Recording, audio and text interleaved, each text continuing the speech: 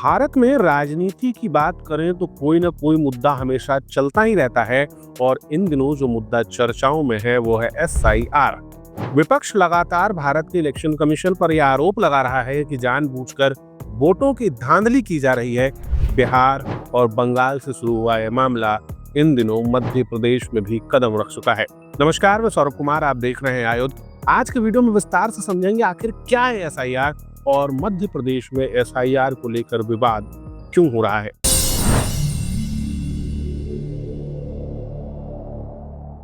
SIR यानी कि special intensive revision, इसका दूसरा फेज जब शुरू हुआ है 4 नवंबर से, तो उसमें मध्य प्रदेश का भी नाम है। एसआईआर आखिर होता क्या है? भारत के संविधान में अनुच्छेद 324 और 329 और जन प्रतिनिधित्व अधिनियम का 1950 की धारा 21 ये इलेक्शन कमीशन को अधिकार देती है कि वो लगातार वोटर लिस्ट को रिवाइज करते रहे, जिससे हर वो व्यक्ति जो 18 साल से ज्यादा का हो रहा है उसके नाम को मतदाता सूची में जगह मिले, और जो लोग किसी कारण से अपने घर को छोड़कर कहीं और चले गए हैं या जिनकी मृत्यु हो गई है उनके नाम को वोटर लिस्ट से हटाया जा सके। ये प्रक्रिया सतत चलने वाली प्रक्रिया है। हर बार जब लोकसभा या विधानसभा चुनाव होते हैं तो इलेक्शन कमीशन बीएलओज के माध्यम से वोटर लिस्ट को वेरीफाई करता है। लेकिन इस बार यही वोटर एक्सटेंसिव रिवीजन लगातार चर्चाओं में इसलिए है क्योंकि विपक्ष ने वोट चोरी का नारा दिया है। मैं इलेक्शन कमीशन और इलेक्शन के ऑफिसर्स को साफ कह रहा हूं, आप जो कर रहे हो गलत कर रहे हो, ये ट्रीजन है, देश के खिलाफ है। ये मत भूलिए, टाइम आएगा हम आपको पकड़ेंगे, बचने वाले नहीं। It is critical that we expose voter चोरी। विपक्ष का आरोप यह है कि इलेक्शन कमीशन भाजपा के साथ साठगांठ करके जानबूझ के मतदाता सूची में नाम जोड़ और हटा रहा है, जिससे भाजपा को चुनाव में फायदा पहुंचे। इन्हीं सब के बीच में इलेक्शन कमीशन पहली बार एसआईआर के दौरान डिजिटल माध्यम का उपयोग कर रहा है वोटर वेरिफिकेशन के लिए, और उनका कहना है कि इससे वोटर लिस्ट और बेहतर होकर के सामने आएगी। ये पूरी प्रक्रिया क्या है? सबसे पहले बूथ लेवल ऑफिसर का चयन किया जाता है। ये आमतौर पे कोई सरकारी कर्मचारी होते हैं, आंगनबाड़ी में काम करने वाले, सरकारी स्कूल के टीचर। ये बीएलओ घर घर जाते हैं और फॉर्म बांटते हैं। फॉर्म बांटने के बाद वो जानकारी जुटाते हैं। इस बार जो डॉक्यूमेंट्स चाहिए उसमें आधार को पहचान का मानक नहीं माना गया है, यानी सिर्फ आधार से वेरीफाई नहीं कर सकता, अपनी नागरिकता वेरीफाई नहीं कर सकते। ये भी एक विवाद का विषय है।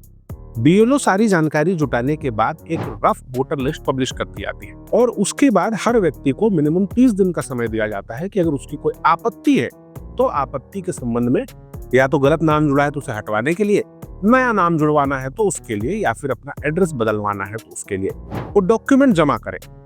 जिसके बाद उन डॉक्यूमेंट्स को वेरीफाई करने के बाद फाइनल मतदाता सूची प्रकाशित की जाती है, और जिन लोगों के नाम इस सूची में है उन्हें ही वोट देने का अवसर दिया जाता है। जब बिहार में एसआईआर शुरू हुआ उसके बाद राहुल गांधी ने एक यात्रा की थी, लेकिन उसके बाद चुनाव में इस मामले पर बहुत ज्यादा बात नहीं हुई। अब जब बंगाल में एसआईआर की शुरुआत हुई है तो वहां से तरह तरह के वीडियोस सामने आ रहे हैं।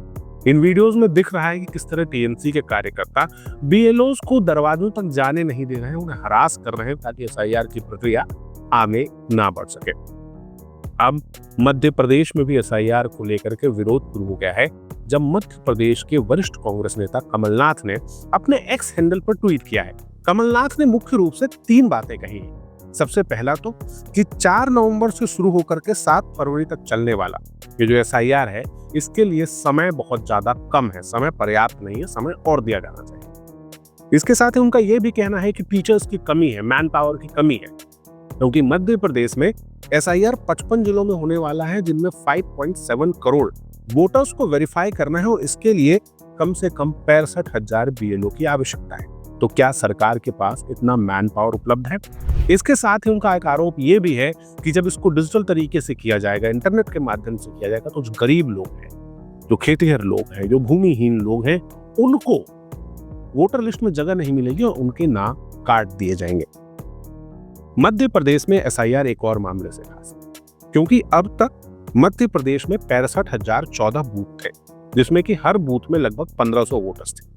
मध्य प्रदेश के चुनाव आयोग ने सिफारिश भेजी है कि इन बूथों की संख्या 8001 बढ़ा दी जाए, ताकि हर बूथ में अब से 1200 वोटर ये फैसला इसलिए लिया गया है क्योंकि पिछली बार जब चुनाव हुए तो देखा गया कि कई बूथों में देर रात तक वोटिंग चल रही थी, लोगों को वोट करने का मौका नहीं मिल रहा था। इसीलिए बूथ बढ़ाए जाएंगे और जब बूथ बढ़ाए जाएंगे तो राजनीतिक पार्टियों को अपने BLA बढ़ाने पड़ेंगे। जिस तरह सरकारी पद BLO का होता है, बूथ लेवल ऑफिसर, उसी तरह राजनीतिक दल BLA नियुक्त करते हैं, ब्लॉक लेवल एजेंट्स, और इनकी ट्रेनिंग होती है जिसके बाद ये सरकार की मदद करते हैं।